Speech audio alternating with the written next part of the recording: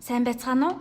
Та бүхэнд блоглон олборлох аргыг хамгийн өргөн сэдэв болох хайртай холбож товчхоноор тайлбарлая. Бид олон төрлийн хүмүүс дундаас нэгийг нь сонгож дурладаг.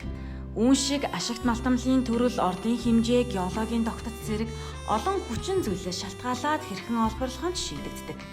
1200-аас 1300 метрийн гүнд ашигт малтамлыг аюулгүй ажиллагааны дагуу олборлоно гэдэг тун нарийн ажиллагаатай үйл явц. Таалагдсан нэгнээ өөртөө татна гэдэг ч хичээл зүтгэл шаарддаг шүү дээ.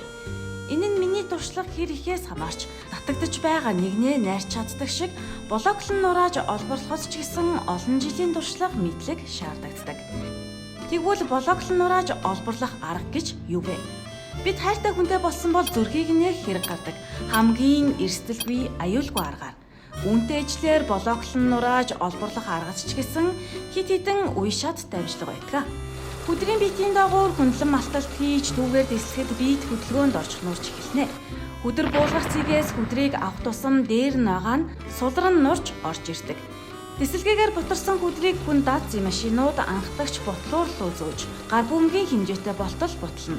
Бутлагдсан хүдэр дамжуургаар зөөгдөж баяжуулах үйлдвэрт очино. Үүнээс гадна хянах, аюулгүй байдлаа хангах, химийн бодис ашиглаж хүдрийг ялгах гэд цааш өөр олон ажил анхаарах зүйлс байдаг.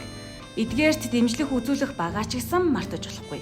Довчхондоо блогчлон олборлох арга нь газрын татах хүчийг ашиглан хүдрийн биетийг доороос нь нурааж олборлох арга юм. Энэ нь урт хугацаанд хамгийн зардал багтай олборлох арга юм шүү. Хин нэгнийг хайрлахад олон төрлийн мэдрэмж сэтгэлийг зориулдаг шиг уурхаан олборлолт олон хүний мэдлэг чадвар хүч хөдөлмөрийг шингээсэн байдаг. Энэ бүхэн ямар ашигтайг довчхон тайлбарлавал дотоодын нийт бүтээгдэхүүн нэмэгдэж долларын урсгал Монгол руу чиглэн гэсэн үг ээ. Эцэст нь өнөөх хоёрын маань ч үйлдэл таарчээ. Үдсэнд баярлалаа.